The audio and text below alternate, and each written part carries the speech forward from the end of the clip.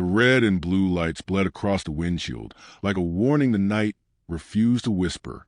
Marion Carter felt it before the siren finished its first rise, Daniel's fingers tightening around the steering wheel, the subtle shift in his jaw. The jazz playing low from the speakers cut off mid-note as Daniel eased the car to the curb. Outside, the street buzzed with Friday night laughter, restaurant doors swinging open, heels clicking, life moving. Except here. The officer approached slowly, too slowly. His boots scraped against asphalt as if he wanted the sound to arrive before he did. "Evening," he said, leaning in. His flashlight lingered, not on the license plate, not on the dash, but on Marion's face, her dress, her hands. Daniel spoke calmly. "Is there a problem, officer?" The pause was deliberate. Heavy. The flashlight dipped, then rose again. "Where you two headed tonight?" the officer asked. Not curious. Measuring. Marion watched his eyes flick between them, calculating a story he'd already decided was true. She felt the familiar heat under her skin, the kind born from knowing exactly what this was, and exactly how far it could go. "We were just—" Daniel began. The officer cut him off with a thin smile. "Step out of the vehicle, sir." A couple across the street slowed to watch. A phone lifted. Someone laughed nervously and kept walking. Marion's pulse hammered. She tasted metal. She knew the rules. She knew the law. She also knew none of that guaranteed safety. As Daniel opened the door, the officer muttered, just loud enough to land. "Funny how you people always get nervous." The words hit like a blade. The cruiser door opened behind them, and the night leaned closer, waiting to see how far this would go. The light changed just as Daniel eased off the accelerator, the car gliding instead of stopping sharp. Marion noticed it because she noticed everything.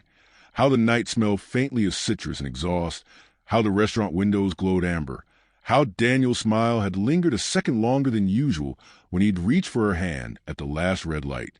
Date nights were rare lately. Sacred. Then the siren chirped once. Daniel exhaled slowly. "Okay," he said, more to himself than to her. The lights bloomed behind them, red and blue swallowing the street's warmth. Marion's stomach tightened as Daniel pulled over. The car idled, humming softly, obedient. "License and registration ready," Daniel murmured, already reaching. Marion nodded, her gaze fixed forward. She felt the weight of being seen, measured, misread. The officer approached on Daniel's side, boots deliberate, flashlight already on. It skimmed the back seat to floor, then landed on Marion's face. "Evening," the officer said. His voice was practiced, neutral on the surface, sharp underneath. "Do you know why I pulled you over?" Daniel answered evenly. "No, sir." The officer's eyes lingered. "You rolled through that light." Marion knew that wasn't true. She also knew correcting him could change everything. "I don't believe we did," Daniel said carefully. The officer smiled without warmth. "Step out of the vehicle, sir." Marion's pulse spiked. "Officer," she began, keeping her tone calm, "may I ask what the issue is?" The flashlight swung back to her. "You can stay seated, ma'am." The word landed heavy, dismissive. Daniel glanced at her before opening the door. "I'll be right here," he said quietly. The officer positioned Daniel near the cruiser, body angled, one hand resting too close to his holster. Marion watched every movement through the side mirror. She counted breaths. She remembered names of cases. She reminded herself not to reach for her phone. "What's your destination tonight?" The officer asked Daniel. "Dinner," Daniel replied. "We have a reservation." "Where do you work?" The officer continued. Daniel hesitated half a beat. "Downtown." "That's vague." Marion clenched her jaw. The officer circled Daniel once, slow, theatrical. Cars passed. People stared. Someone across the street lifted a phone. "Ma'am," the officer called out without looking at her. "How do you know him?" Marion straightened. "He's my partner." The officer finally turned. "Partner how?" The question burned. "Romantic," Marion said. A pause, then a nod that said nothing at all. The officer returned to his cruiser, radio crackling. Minutes stretched. Marion felt the night closing in, the invisible rules tightening. She imagined headlines that hadn't been written yet. She imagined none at all. When the officer came back, his voice had shifted. Louder, more official. "Sir, I'm going to need you to consent to a search of the vehicle." Daniel shook his head. "I do not consent." The officer's jaw tightened. "Then I'll call a K-9. "For what probable cause?" Marion asked. The officer's eyes snapped to hers. "Cold now. Ma'am, this does not concern you." It concerned everything. Another cruiser pulled up. Then another. The street felt smaller, watched. Marion's hands trembled, just once, before she stilled them. "Is this really happening?" Daniel asked softly. The officer leaned in, voice low, sharp as glass. "Funny thing," he said. "People with nothing to hide don't get this defensive." Marion met his stare, heart pounding, fury controlled. She knew exactly who she was. She knew exactly what he was doing. And she knew this moment would not end quietly. The station smelled like old coffee and disinfectant, a sharp, sterile quiet humming beneath fluorescent lights. Marion sat on a molded plastic chair bolted to the floor, her purse placed neatly at her feet like an offering she hadn't volunteered. Across the room, Daniel was visible only in fragments. His shoulder when an officer passed, the edge of his jacket disappearing through a doorway that closed too firmly. They had separated them without explanation, not roughly, not loudly, with the smooth efficiency of people who did this often and expected compliance as gravity. A female officer stood in front of Marion now, tablet in hand. Her tone was professional, almost apologetic. "We just need to ask you a few questions." "Am I being detained?" Marion asked. The officer paused, fingers tightening on the tablet. "At the moment, you're here while we clarify the situation." Marion nodded. The non-answer was an answer. "Where were you coming from tonight?" The officer asked. "Home," Marion said. "On our way to dinner." "With him?" The officer clarified. "Yes." "How long have you known him?" Marion held her gaze. "Several years." The officer typed. The tapping sounded louder than it should have. "And what do you do for work, Miss Carter?" Marion felt it, the moment hovering like a held breath. This was a fork in the road. She could say it now. End this. Or she could wait and watch how the system behaved when it thought she was ordinary. "I'm an attorney," she said instead. Not untrue, just incomplete. The officer nodded, satisfied. "Public defender?" "No." "Corporate?" "Federal." The officer's head lifted slightly. "Which agency?" Marion met her eyes. "I prefer not to discuss my employment without counsel present." The officer's expression cooled. A door closed somewhere down the hall. Laughter drifted faintly from a desk area. Life continuing. "Ms. Carter," the officer said, "you understand we're just trying to determine whether the initial stop was lawful." Marion almost smiled. The phrasing was careful, protective, not of her. "I understand," she replied. "I also understand my rights." The officer hesitated, then stepped away. Marion watched to confer with supervisor, a white man with silver hair and a tired face who listened without interrupting, arms crossed, eyes already drifting toward the clock. Daniel was brought back into view then, guided to a chair several feet away. Their eyes met. No words, just a shared understanding forged in restraint. A younger officer approached Daniel. "You refuse consent to search," he said, as if reading from a script. That raised suspicion. Daniel's voice was calm. "Refusing consent is not suspicious." The officer shrugged. "It can be." Marion felt heat rise in her chest. She forced it down. Minutes stretched into an hour. Paperwork appeared and disappeared. Names were written. Assumptions solidified. Marion overheard fragments. Prior stops, uncooperative. Attitude. None of it true. All of it documented. A public defender arrived eventually, breathless, clearly pulled from somewhere else. He leaned in close to Marion. "I don't know why they're holding you," he whispered, "but I'd advise patience. This kind of thing tends to resolve faster if we stay quiet, Marion finished. He gave a helpless smile. Yes. She thanked him anyway. Across the room, the officer who'd made the stop leaned against a desk, laughing softly with another cop. Marion watched him from the corner of her eye. He didn't look angry. He looked comfortable, certain. She wondered how many nights like this he'd had, how many stories he told himself afterward to sleep. Her phone buzzed in her purse. Once, twice. She didn't reach for it. Not yet. Another supervisor arrived. Female this time, hair pulled tight, expression unreadable. She spoke briefly with the arresting officer. Marion caught a few words: protocol, body cam, review later. Later. Always later. The supervisor approached Marion. Ms. Carter, she said, we're still assessing whether there was reasonable suspicion to extend the stop. Marion looked up slowly. Assessing, she repeated. Yes. And during this assessment, Marion asked, what exactly am I accused of? The supervisor blinked. No accusation. Then why am I here? Silence stretched between them, thick and telling. Finally, the supervisor said, this is procedural. Marion nodded. So is bias. The supervisor's jaw tightened. Careful. Marion leaned back in her chair. Heart steady, voice controlled. I am being careful. Across the room, Daniel shifted, eyes never leaving hers. She knew he was thinking the same thing she was. How long to let this go? How much to endure? When restraint became complicity. The system had made its assumptions about their guilt, their status, their silence, and it was writing them down in ink. The clock above the front desk clicked past midnight without ceremony. Marion noticed because the air changed when it did.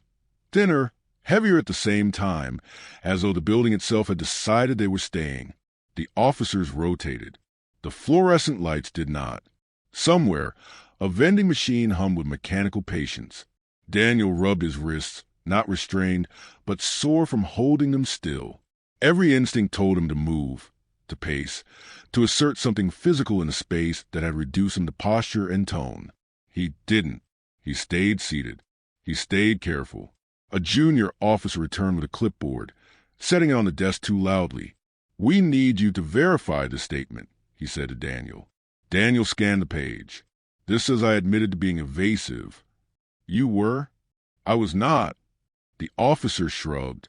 That's how it was perceived. Marion felt something cold settle in her stomach. Perception, the most elastic tool in the room. She stood, slowly, deliberately.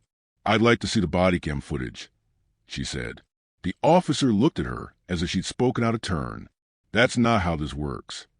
Marion's voice didn't rise. Actually, it is. The supervisor appeared again, summoned by tone rather than volume. Ms. Carter, she said, please sit down. Marion did, not because she was told, because she chose to. Is anyone here actually being charged? Marion asked. No. Then why are we still here? The supervisor hesitated. There are concerns. About what? Daniel asked. Be specific. The supervisor glanced at the arresting officer, who leaned back in his chair, arms crossed, expression bored. The situation escalated, she said finally. It escalated because you escalated it, Marion said. The room went quiet. The arresting officer laughed once, softly. You lawyers always think you're smarter than the situation. Marion looked at him fully now. You assumed I was a lawyer. His smile flickered. Just a fraction. Enough. A desk phone rang. No one answered at first. Then another officer picked up, listened, nodded, hung up. He leaned toward the supervisor and whispered something Marion couldn't hear. The supervisor's posture shifted. Alert now. Controlled. Ms. Carter, she said, is there someone you'd like to notify of your whereabouts? Marion met Daniel's eyes. This was the moment, not the reveal. Not yet. The pressure point before it. Yes, Marion said. There is. The supervisor handed her the phone, reluctantly. Marion dialed from memory. The line rang once. Carter, came the voice on the other end. Familiar. Grounded. Senior. "This is Marion," she said. "I'm at the East Precinct." A pause. "Why?" "We were stopped. It escalated." Another pause, sharper this time. "Are you safe?" Marion glanced around the room. The officers, the cameras, Daniel's steady gaze. "For the moment," she said. "Put whoever's in charge on the line," the voice said. Marion handed the phone to the supervisor without comment. The supervisor listened, her face drained of color, then reset into something tighter, more professional. "Yes," she said. "I understand." She nodded again. "Of course." She handed the phone back to Marion with hands that were no longer relaxed. Daniel watched carefully. "What did you tell them?" he asked quietly. "Nothing they didn't need to know," Marion said. 10 minutes passed. Then 20. Officers stopped joking. Chairs scraped as people stood straighter. A captain arrived, jacket half buttoned, irritation barely concealed. He pulled the supervisor aside. Voices were low but urgent now. Marion caught fragments: federal liability, protocol breach. The arresting officer straightened, confusion creeping into his face. "What's going on?" he asked. The captain turned to Marion. "Ms. Carter," he said, choosing his words with care, "can you clarify your position for the record?" Marion took a breath. The room leaned in. "I am a sitting federal judge," she said calmly. "So is my partner." Silence slammed into space. The officer laughed reflexively. "That's not funny." "It's not a joke," Daniel said. The captain's eyes moved between them, recalculating everything he'd already allowed to happen. "Why didn't you say that earlier?" Marion's voice was steady. "Because we wanted to see how you treated us when you thought we were powerless." No one spoke. The arresting officer's face flushed. This is entrapment." "No," Marion said. "This is exposure." The captain closed his eyes briefly. When he opened them, the room had shifted, not to justice. Not yet, but to fear. "We'll need to review the footage immediately," he said. "Internal Affairs will be notified." The arresting officer stepped forward. "You can't just—" "Yes," the captain cut in sharply. "We can." Marion sat back down, heart pounding now that the restraint had lifted. She felt the weight of what came next settling over her shoulders. Hearings, headlines, endless questions. Daniel reached for her hand. She led him. Outside, the night continued without them. Inside, the story had finally changed. But it was far from over. By morning, the building felt different. Not kinder, not apologetic, just alert in a way Marion had learned to recognize. The posture institutions adopt when they realize a line has been crossed and paperwork alone won't erase it. Coffee appeared on desks that had been empty hours before. Doors that had been closed now stayed open. Names were spoken carefully. Marion and Daniel were moved to a conference room with frosted glass walls. Someone offered water. Someone else apologized without saying what for. "We're initiating a full review," the captain said, seated across from them. His tone was measured, legal. Body cam, dispatch logs, officer conduct. Daniel nodded once, as you should have already. The captain accepted the rebuke without comment. The arresting officer had not returned to the room. Marion noticed that absence immediately. Absence, she knew, could be as telling as presence. A woman from Internal Affairs arrived before sunrise. Dark suit, minimal expression. She introduced herself, then went straight to procedure. "I want your accounts, separately and together," she said. "I want timelines." Exact language used. Marion inhaled slowly. This was the part that looked like justice and felt like dissection. They spoke for nearly an hour. Marion described the flashlight lingering on her body, the questions that weren't questions, the way compliance had been demanded before any violation was articulated. Daniel recounted the order to exit the vehicle, the implied threat, the casual escalation. The investigator took notes without reacting. When Marion quoted the officer's line, "You people always get nervous," the pen paused. Just briefly. "Was there any explanation given for prolonged detention?" the investigator asked. "No," Marion said. "Only implication." The investigator nodded once. That's consistent. Afterward, they waited again. Phones buzzed now. Quietly. Marion's inbox filled with subject lines she didn't open yet. Urgent, call me, saw the footage. Daniel's clerk had left 3 messages an hour, voice tight with concern. At mid-morning, the arresting officer finally appeared, escorted by a union representative. His face was pale, jaw clenched. He refused to look at Marion. This is being blown out of proportion, he said, loud enough to carry through the room. I followed procedure. The captain's voice was sharp. Sit down. The officer complied, anger radiating off him. They didn't disclose who they were, he said, pointing. That matters. Marion met his gaze. Our rights don't depend on our titles. The union rep interjected smoothly. Officer Reynolds is entitled to due process. So are we, Daniel said. The room tightened. Footage was pulled up on a screen. No sound at first. Just images. The stop, the flashlight, the spacing of bodies, the subtle lean that turned presence into pressure. Play the audio, the investigator said. The words filled the room, stripped of context, unfiltered. Marion heard herself answering calmly. Daniel asserting rights. The officer's tone shifting, then irritated, dismissive. And then the line. Clear, undeniable. No one spoke when it ended. The officer leaned back, folding his arms. That's not what I meant. The investigator looked at him. What did you mean? He hesitated. I was referring to behavior patterns. Marion felt something inside her go still. You reduced us to a pattern, she said quietly, and acted accordingly. The captain exhaled. Officer Reynolds, you're being placed on administrative leave effective immediately. The officer stood abruptly. You can't do that on the basis of... Sit, the captain said again. This is not negotiable. The officer sat, breathing hard. Marion felt no satisfaction. Only a dull ache. Exposure didn't undo harm. It documented it. By noon, the story had leaked. A clip, cropped, captioned, circulated online. Federal judges detained during traffic stop. Comment sections ignited. Support, skepticism, rage, denial. Marion watched none of it. She focused on the room, on the process, on staying upright. The investigator closed her notebook. There will be formal findings, she said. This will not resolve quickly. Daniel squeezed Marion's hand under the table. We know. As they prepared to leave, the captain stopped them. His voice was lower now. I regret how this unfolded.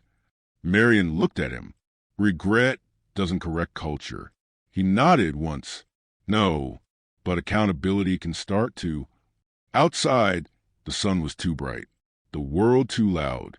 Marion paused on the steps, breath catching unexpectedly. You okay?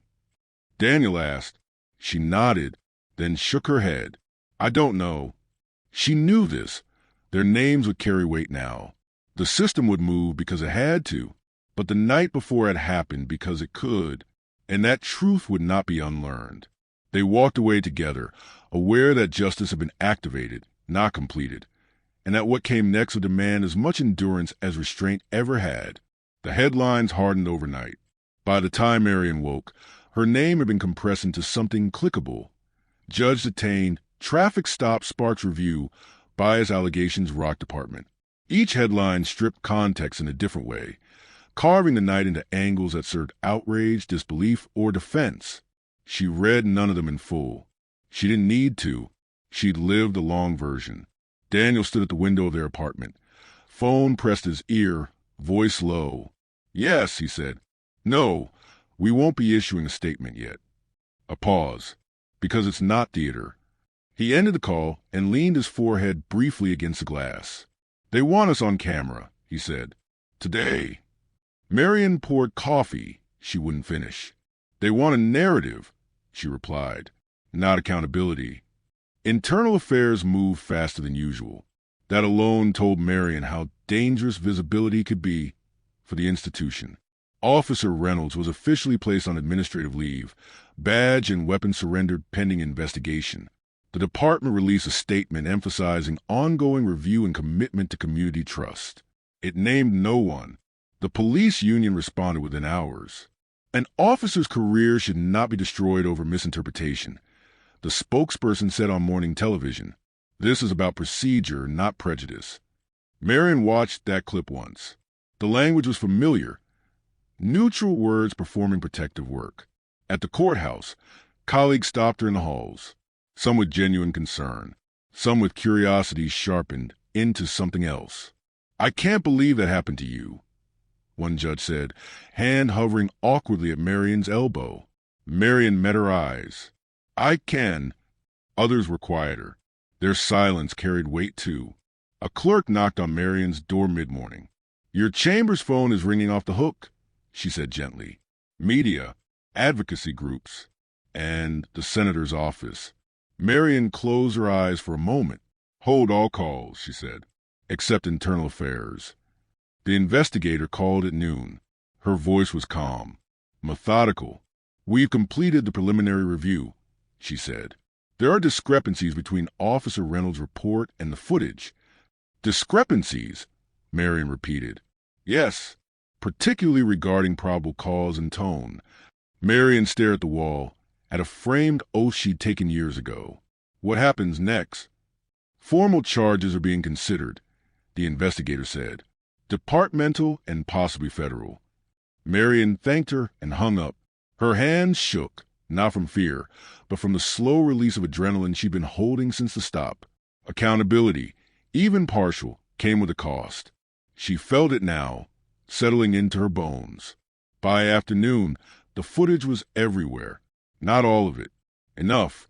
The flashlight, the command to exit, the line, always the line. Comments poured in. He didn't say anything racist. Why didn't they just comply? This wouldn't have happened if... Marion closed the browser. That evening, they met with therapists recommended by a colleague, someone discreet, experienced in trauma that didn't leave bruises. The woman listened without interruption as Marion spoke. Then Daniel, then Marion again. "You were forced into restraint to survive," the therapist said finally. "That's not passive. That's adaptive." Marion swallowed. It didn't feel like strength. "It rarely does," the therapist said. At night, Marion dreamed of lights flashing behind her, again and again, never resolving into a stop or a release.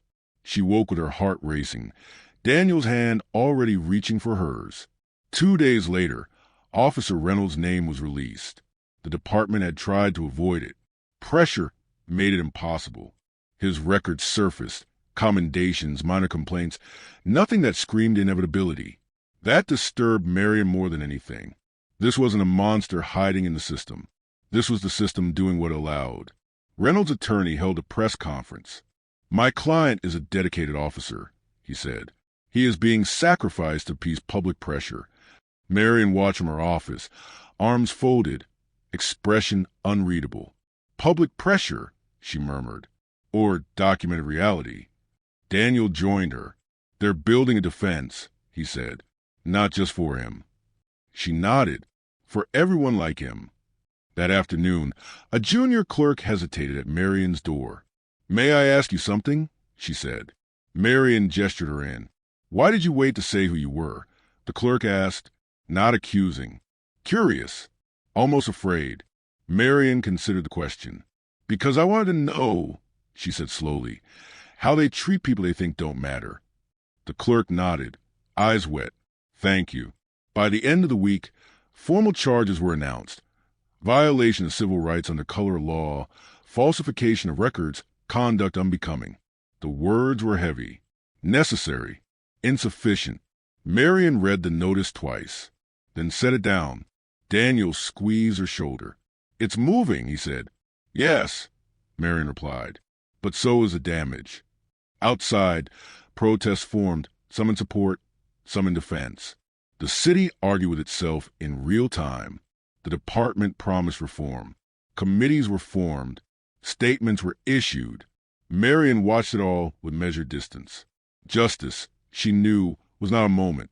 It was a process that asked for patience from those already exhausted. And this was only the beginning of what the system would ask them to endure. The hearing room was smaller than Marion expected. No grand benches, no dramatic sweep, just a long table, microphones, and the quiet weight of process pressing down from every corner. The walls were a neutral beige meant to disappear, but nothing about this felt invisible. Everything here would be recorded, transcribed, archived. Marion sat beside Daniel, hands folded, spine straight.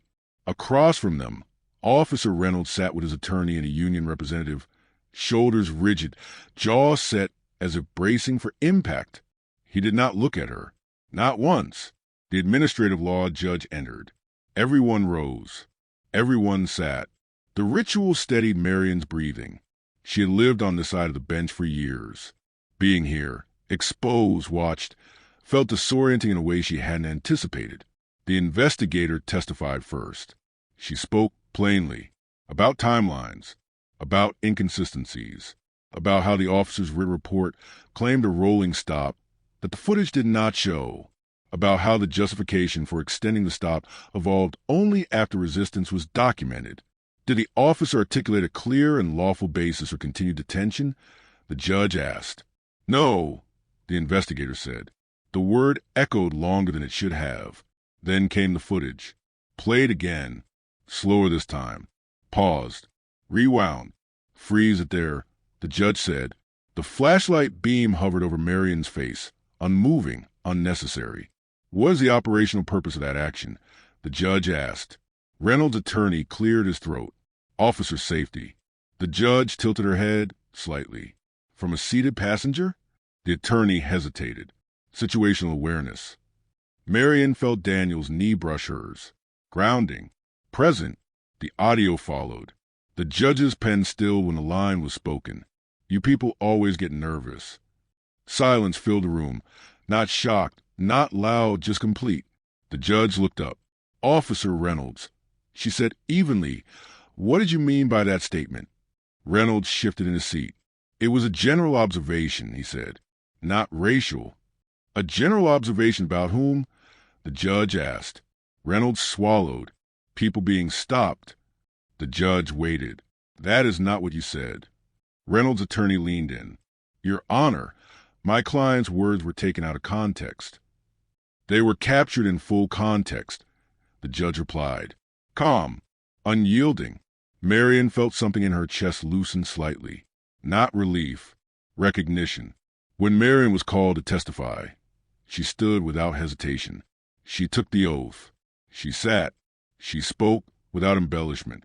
About the questions that weren't standard. The assumptions layered into tone. The way the stop escalated not because of danger, but because of defiance. The quiet kind that comes from knowing your rights. Why didn't you disclose your position earlier? The judge asked. Marion answered honestly. Because it shouldn't have been required. The judge nodded once. Daniel's testimony followed. He described the physical positioning, the implied threat, the way the officer's demeanor hardened when consent was refused. Did you feel free to leave? The judge asked. No, Daniel said. I felt managed. The word hung there. Accurate. Surgical. The union representative spoke next. Carefully distancing procedure from outcome. Intent from impact. The argument was familiar. Good officer, bad moment. Misunderstood exchange. Marion listened without reacting. She had heard variations of his defense for decades. What unsettled her was not the argument itself, but how often it worked. At the close of testimony, the judge leaned back slightly. This hearing is not about feelings, she said. It is about conduct. She reviewed the findings aloud. Violation of departmental policy. Lack of probable cause. Use of biased language. Escalation without justification. Officer Reynolds stared straight ahead. I find that Officer Reynolds' actions constituted an abuse of authority, the judge said, and that such abuse had foreseeable consequences. Marion exhaled slowly. She hadn't realized she'd been holding her breath. This matter will be referred for further action, the judge continued, including termination proceedings and external review. A murmur rippled through the room. The union rep stiffened. Reynolds' attorney whispered urgently to him. The judge struck the gavel once. This hearing is adjourned." Outside the room, the hallway buzzed with quiet urgency. Reporters waited at a distance, respectful but hungry. A camera lens caught Marion's profile as she walked past. "Judge Carter," someone called softly. "Do you have a comment?" Marion stopped. "Just once. This was never about who we are," she said. "It was about how power is exercised when no one thinks they're being watched." Then she kept walking. In the elevator, the doors closed with muted thud. Marion leaned back against the wall, eyes closed. Daniel's hand found hers. "That went as well as it could," he said. She nodded. And still, he agreed. The hearing had named the harm, documented it, marked it. But Marion knew better than to mistake acknowledgement for repair. Justice had spoken in careful language. The system had corrected itself on paper. What remained was a quieter work, living with what the night had taken, and deciding what it would not be allowed to take next. The decision arrived without ceremony. No press conference. No dramatic reading. Just a document uploaded to a secure portal at 8:14 a.m.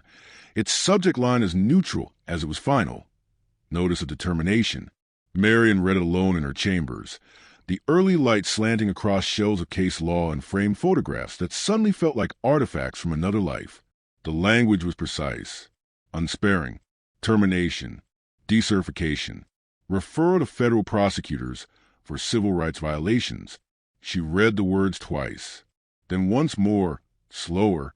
Across town, Daniel received the same notice on his phone while waiting for an elevator. He stepped out of the flow of foot traffic, back against a marble column, and let the buildings hum past through him. When he called Marion, she answered on the first ring. "It's done," he said. "Yes," she replied. On paper, the city reacted in fragments. Some praised the outcome as accountability. Others called it a witch hunt. The police union issued a statement condemning the decision as reactionary. Advocacy groups released carefully worded affirmations that stopped short of celebration. Social media flared and dimmed with predictable speed. Officer Reynolds did not make a statement. His attorney did, speaking of appeals of overreach of a good man ruined. The narrative shifted again, searching for sympathy. Marion watched none of it. Instead, she sat with the weight of consequence, the kind that did not lift simply because it had been validated. The judgment did not erase the night. It did not restore the sense of ease she'd lost in the simple act of being stopped. It did not undo the way Daniel now checked mirrors a second longer, or the way her own body tightened at the sound of sirens, even in daylight. That afternoon, Marion returned to the bench. She had considered taking leave. Many had suggested it, gently, but retreat felt wrong. Absence, she knew, could be misread as fragility.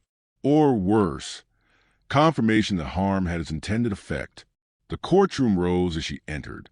Marion nodded once, composed, neutral, the robe settling over her shoulders like an old, familiar weight. She took her seat and called the first case. Procedure steadied her. Law had always been her language for order in a world that resisted it. During a recess, a young attorney approached her, hands clasped tightly. "Judge Carter," she said, voice shaking. "Thank you." Marion studied her face, determined, afraid, hopeful all at once. "For what?" she asked. "For not letting them bury it," the attorney said. "For making it visible." Marion nodded. Visibility, she thought, was not a gift. It was a burden some people were forced to carry so others could pretend not to see. That evening, Marion and Daniel attended a closed-door meeting with city officials. The tone was conciliatory, forward-looking. Words like reform and training floated easily across the table. "We're implementing new bias protocols," the commissioner said.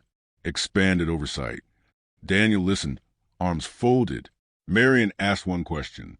"Who will be accountable if those protocols fail?" The room went quiet.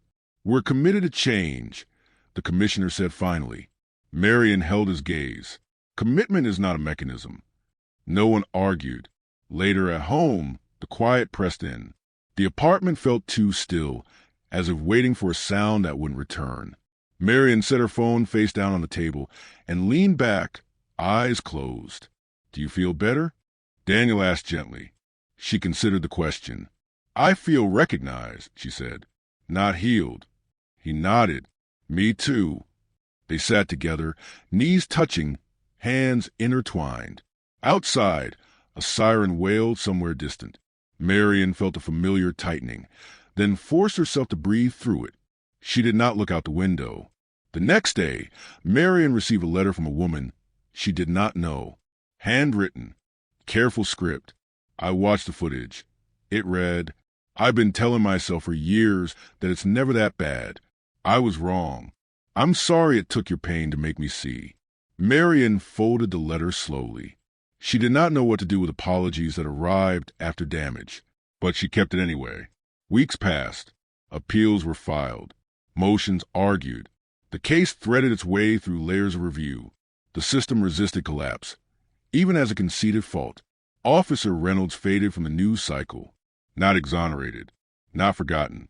Just absorbed into the long archive of names that only resurfaced when someone went looking. One evening, Daniel asked, Would you do it the same way again? Marion did not answer immediately. Yes, she said finally, but I wish we didn't have to. He smiled sadly. So do I. The judgment had landed. Consequences had followed. By any external measure, it was a victory. But Marion understood what victories built on exposure always demanded in return. They took something from you. And the work, the real work, was deciding what you would still be willing to give. Time moved again, but not evenly. Some days slipped by almost unnoticed. Meetings, hearings, dinners cooked without conversation. The quiet choreography of two people who knew how to function, even when something inside them lagged behind. Other days arrived heavy, unannounced, pressing Marion back into memory of flashing lights and measured voices. The city tried to normalize the moment. A community forum was scheduled. Then another. Marion declined most invitations, not out of anger, but because she understood how easily pain could be repurposed into spectacle. When she did attend, she sat in the back, unintroduced, listening to people speak about trust as if it were a renewable resource. Daniel took longer walks now. Not aimless, intentional. He mapped the neighborhood with his feet, relearning it. Marion noticed how he scanned corners, how he positioned himself instinctively between her and the street when they crossed. He did it without thinking. That unsettled her more than fear would have. One evening, she finally said it. You don't have to guard me, she said softly. Daniel stopped walking. I know, he replied, but my body hasn't caught up yet. She nodded. Trauma did not ask permission before it rewired instincts. At work, Marion's colleagues were careful. Too careful. Conversations shifted when she entered rooms. Compliments landed awkwardly, as if resilience were a trait she'd chosen. You've handled this with such grace, one judge said during a conference break. Marion smiled politely.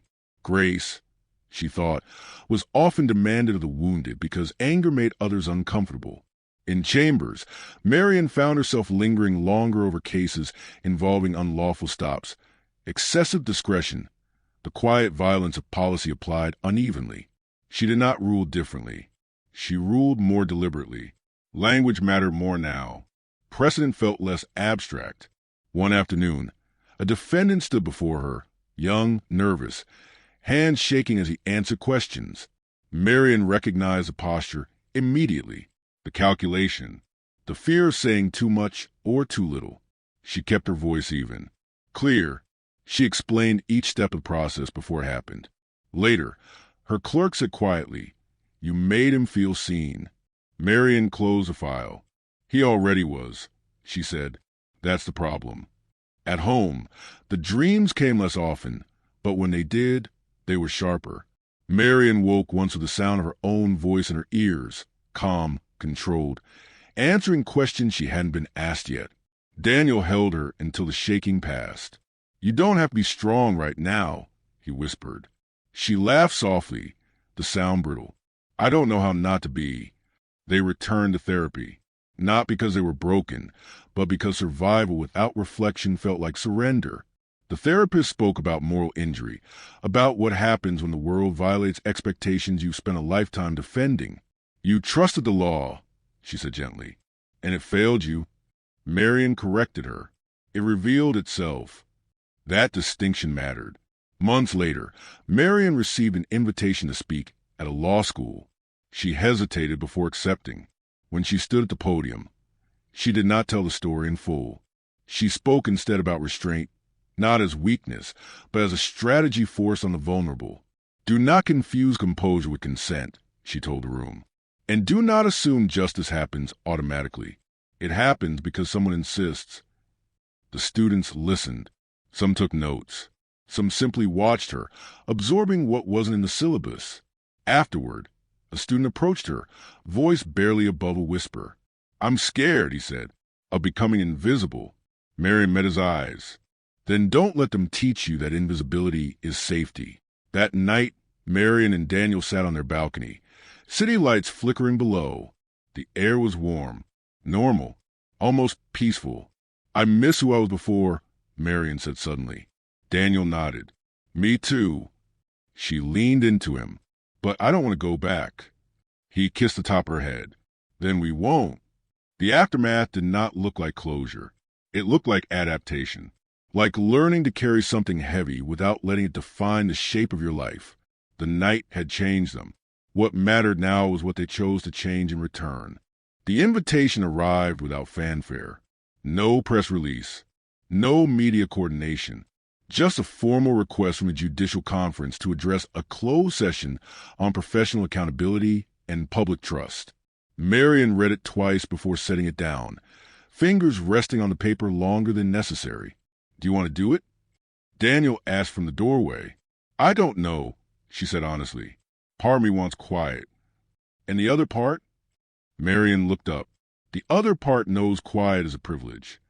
The room was filled when she arrived.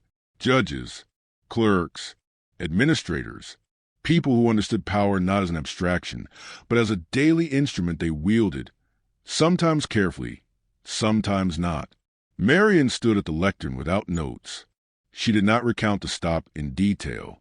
She did not need to. Most of them already knew. Instead, she spoke about erosion. "Public trust doesn't collapse in moments," she said. "It erodes in small permissions. When discretion replaces accountability, when silence replaces correction, when we assume harm is rare, because it hasn't reached us yet."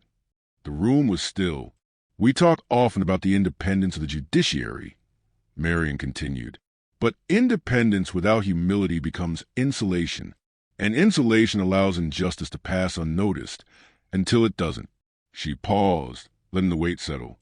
"What happened to us was not exceptional," she said.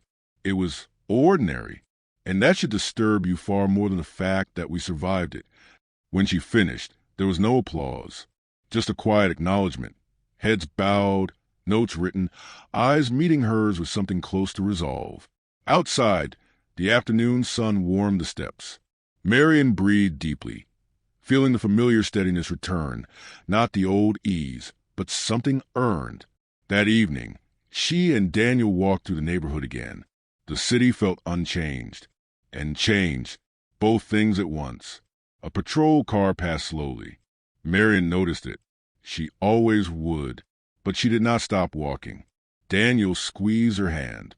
"You did good today." She smiled faintly. "I did necessary." They sat later at their kitchen table. Paperwork spread between them.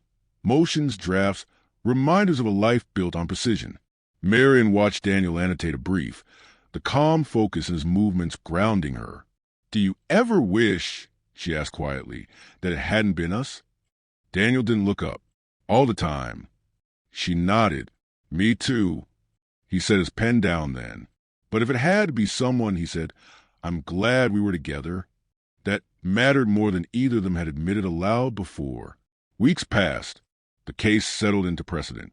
Training modules were updated, policies rewritten. The city moved on, as cities do, but something remained, threads of awareness woven into conversations that hadn't existed before. Not enough, never enough, but not nothing. One morning, Marion received a message from a clerk she barely knew. "I corrected an officer in court today." It read, "I wouldn't have before. Thank you." Marion stared at the screen, throat tight. She did not reply immediately. When she did, she wrote only, Good. That night, she stood at the window, watching the city's lights pulse and dim. She thought of the woman she had been before the stop. Confident, assured, certain in the architecture of the law. She thought of the woman she was now, still confident, still assured, but aware of the fractures beneath the surface. She did not mourn the change. Power, Marion understood now, was not only something to be confronted when abused, it was something to be examined when possessed. Daniel joined her, resting his chin on her shoulder. "What are you thinking?" he asked. She considered the question carefully. "I'm thinking," she said, "about what remains when the lights fade, when the headlines move on, and—" She turned slightly, meeting his eyes in the glass reflection. "What remains is responsibility." He nodded. "Then we'll carry it. Together." Outside, a siren wailed somewhere distant. Marion listened without flinching. The sound passed unresolved like so many things, but she stayed where she was, grounded, watchful, unwilling to look away. The night no longer waited to see how far it could go. Neither did she.